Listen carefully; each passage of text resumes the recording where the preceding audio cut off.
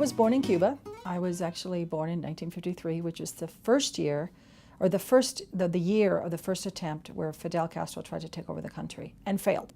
My parents were actually very supportive of Fidel Castro coming to power in 1959. So I was 6 years old when Castro came to power, and I was still in Cuba. And my parents really had hope that, given the fact that Batista was very corrupt, and if you were not landed gentry or had major financial interests or were part of the military, your ability to succeed in Cuba was hard. My dad was a CPA, my mother was a school teacher. We were in Cuba in April 17th, 1961, when the Bay of Pigs happened, and things started getting very tense between the United States and Cuba. And Castro, of course, declared himself a Marxist-Leninist. I think my father particularly sort of held a family meeting with all of my cousins and my godfather and his first cousin, and they just made a decision that it was time to leave the country. At that point, there was a program called Operation Pedro Pan, or Operation Peter Pan. It is the largest exodus of children that have ever left one country to another, unaccompanied without adults. And the intent was that you would send your children abroad.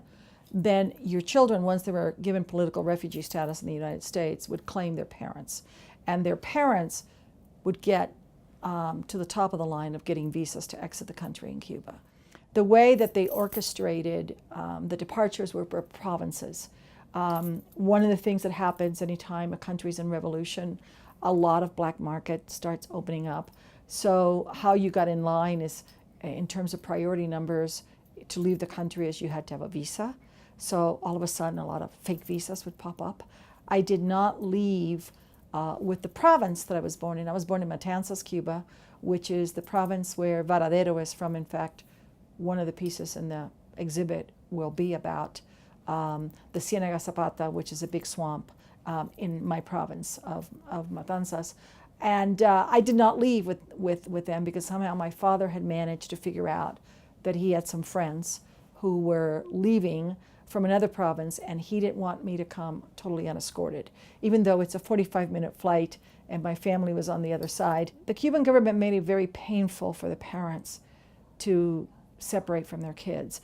I had to be there very early, and then there was this glass enclosed room that you, the parents, could see your child, but you couldn't talk to your child.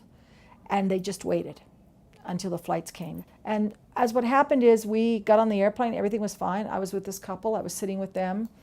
We were getting ready to take off, and the pilot comes in and says that, no, we're not taking off. We've got a bit of a delay. And shortly thereafter, the military police came on the airplane.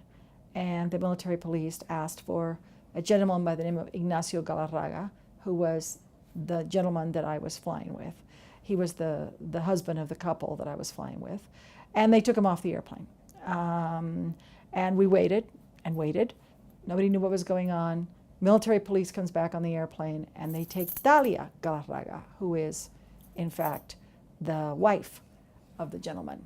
And she goes off, and she goes off the military police. We don't know what's happened to him. We don't know what's going to happen to her. So time goes by. The flight's still on the ground in Havana, and the military police come back in, and this time they take me. It's funny because I can remember it like it was yesterday. I think as an 8-year-old, I wasn't cognizant, but now then you tell the story, you think, oh my God. The whole plane erupted. You can't take this little girl. You're not, you can't leave. She's done nothing. Why are you taking her? And so I got off the airplane with the military police. The American pilot, so stories are told, I'm not sure I was cognizant of everything that was happening, supposedly told one of the Cubans, we're not leaving till that little girl gets back on this airplane because you were on American property, right? I go in, they've got Mrs. Galarraga, they start strip searching us. And we now figure out that somehow somebody, because they have this very active G2, their local committees, had ratted on this couple that they were trying to take money and jewels out of the country. And that they were using me, right, as the repository of that. So it was a bit embarrassing because there was this small room. I mean, it was a female military police, but finally the woman said, could you please have some privacy here? If you really want to strip search me, I don't want to do it in front of this 8-year-old. We both were, and they found out, of course, that they had nothing.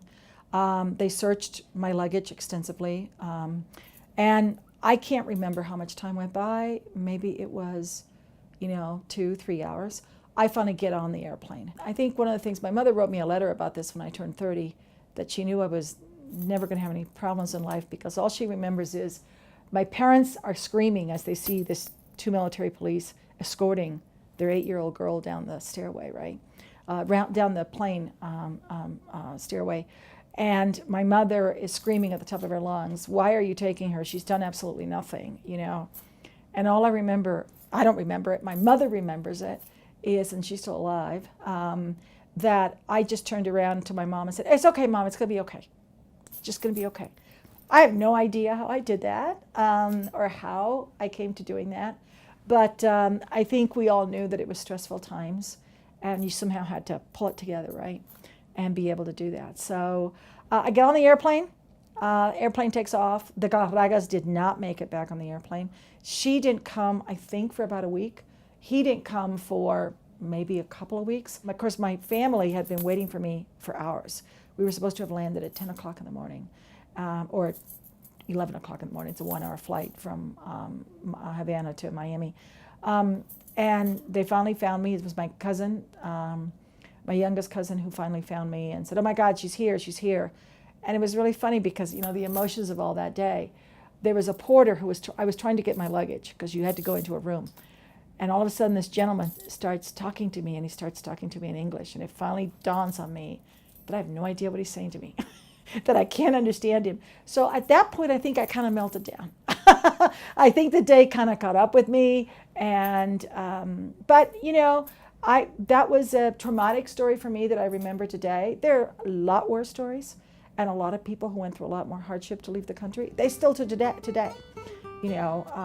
There's a lot of people still trying to leave the country to be able to do that. So that was my February 12th of 1962 coming to the United States.